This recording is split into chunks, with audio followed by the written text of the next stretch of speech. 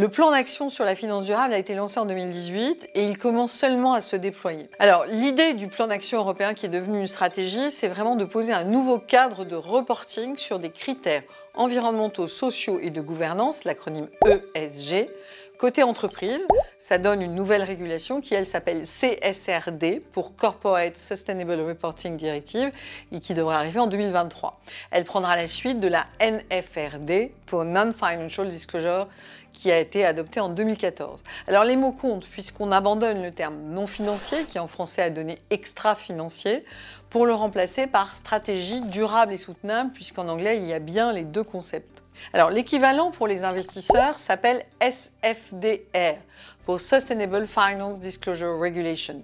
C'est une réglementation à étages qui a commencé à entrer en vigueur en 2021 et qui demande aux investisseurs de produire des politiques de finances durables, c'est-à-dire de préciser quelles sont leurs stratégies, d'avoir des objectifs et de fournir des indicateurs de la progression de cette stratégie, comme la part verte ou leur empreinte carbone ou la température de portefeuille. L'objectif de la nouvelle réglementation est de permettre aux entreprises qui y sont soumises de mieux comprendre les risques climatiques ou sociaux auxquels elles sont confrontées, les risques ESG.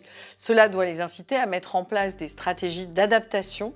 Cela peut concerner par exemple les questions d'approvisionnement en matières premières ou en énergie. Elle va s'appliquer aussi, cette régulation, à un champ beaucoup plus large d'entreprises, puisque la cible actuellement c'est 50 000 entreprises européennes.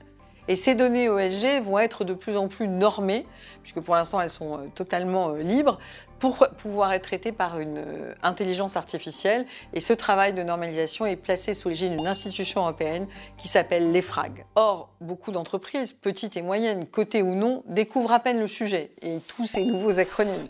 Elles ont entendu parler de la RSE, qu'elles ne relient pas forcément à l'analyse de leur métier sur des critères ESG, et elles savent encore moins que les financiers, les investisseurs, mais aussi les banques, sont de plus en plus nombreux à intégrer ce type d'analyse ESG dans leur choix de financement.